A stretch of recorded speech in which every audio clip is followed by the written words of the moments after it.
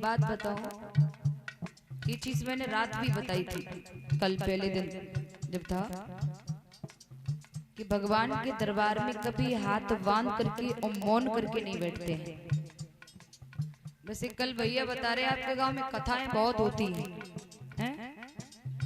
आपके गांव में कथाएं बहुत होती हैं, लेकिन फल 1% भी नहीं है, फर्क 1% भी नहीं है।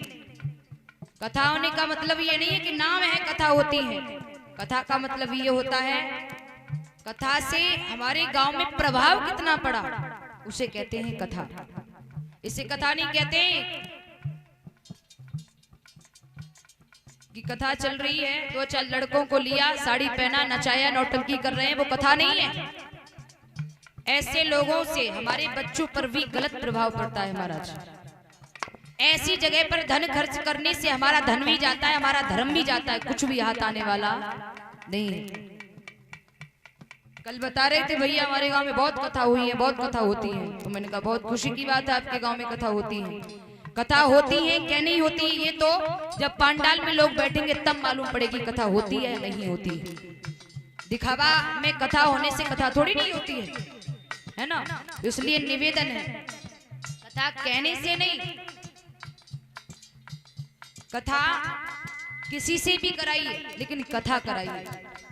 आजकल क्या चल रहा है, बस 4 लड़कों को ले आए, साड़ी पहना के नचा रहे हैं, पैसा पैदा कर रहे हैं, उससे क्या है, ऐसी जगह पर पैसा खर्च करने से हमारा धन भी जा रहा है, हमारा धर्म भी जा रहा है, कुछ भी हाथ में नहीं बचा।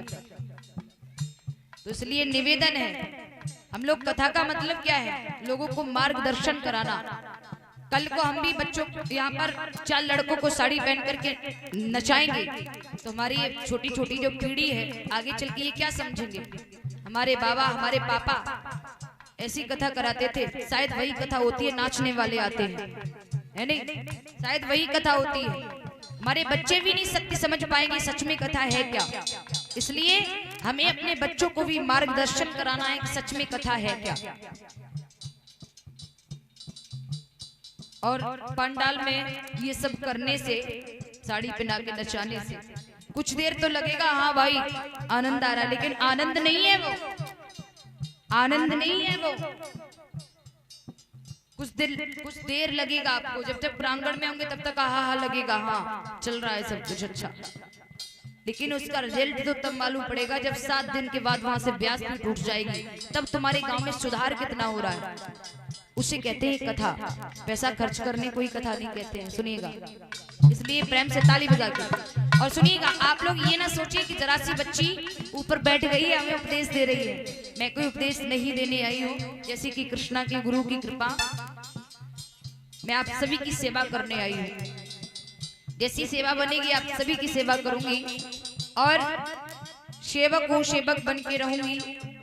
और आप लोग ये विचार मत करना कि जरा सी बच्ची हमसे कह रही है ताली बजाओ या वो करो, क्योंकि अक्सर आप सभी ने देखा है कि एक मंदिर होता है, मंदिर के ऊपर चोटी पर कौवा बैठता है नहीं महाराज, बैठता है नहीं, हाँ ना में जवाब दिया करो, बैठता है। और मंदिर के अंदर भगवान जी की मूर्ति स्थापित की जाती है।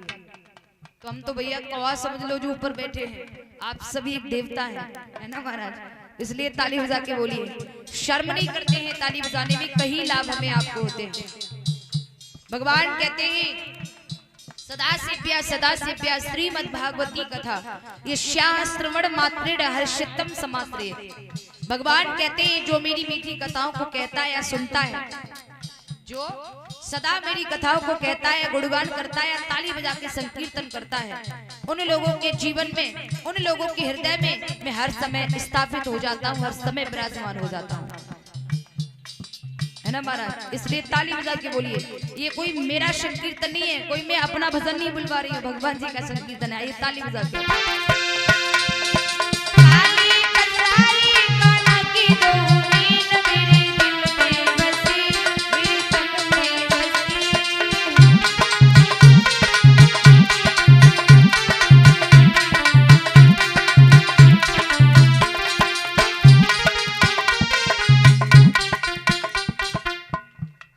बब्बा, टोपा वाले बब्बा, ओ दादा यूं करे, हाँ का है रे